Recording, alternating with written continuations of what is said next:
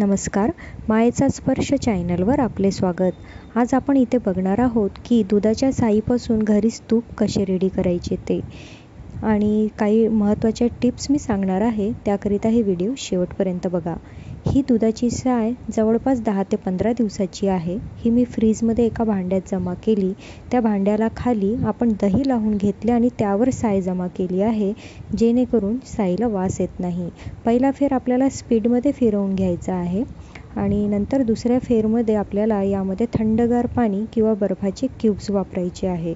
पाणी हे फ्रीजमधलंच वापरा थंड. त्यानंतर आपल्याला मिक्सर असं चालू बंद करायचं आहे. लोणी वर आलं आहे हे कसे कळणार ते बघा. आपण मिक्सर असं चालू बंद करतो आहे. त्यानंतर जेव्हा झाकण असं क्लीन दिसायला लागतं तेव्हा आपल्याला कळतं की लोणी हे वर आलेलं आहे म्हणून. हे बघा, लोणी असं वर आलेलं आहे. आता आपण याला एका भांड्यामध्ये काढून घेणार आहोत. सेकंड टिप्स म्हणजे लोणी आपण ज्या भांड्यामध्ये काढणार आहोत त्याच भांड्यात ते धुवायचं आहे आणि त्याच भांड्यामध्ये आपण गरम करून घेणार आहोत, जेणेकरून लोणी वाया जाणार नाही.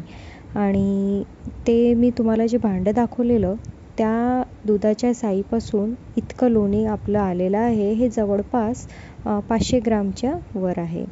त्यानंतर आपण हे थंडगार पाण्यानेच 2-3 वेळा धुवून घेणार आहोत.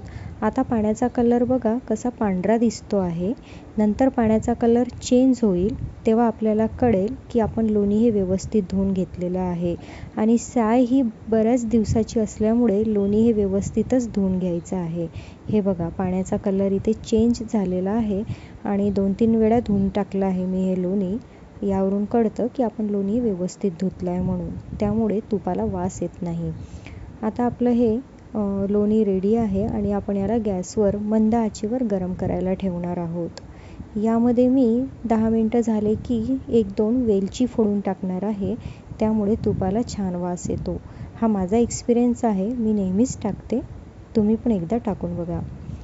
आणि ही रेसिपी तुम्हाला कशी वाटली मला नक्की कळवा. माझ्या चॅनलला सबस्क्राईब केले नसेल तर सबस्क्राईब करा. आता आपल्याला इथे 10 ते 12 मिनटं झालेले आहे.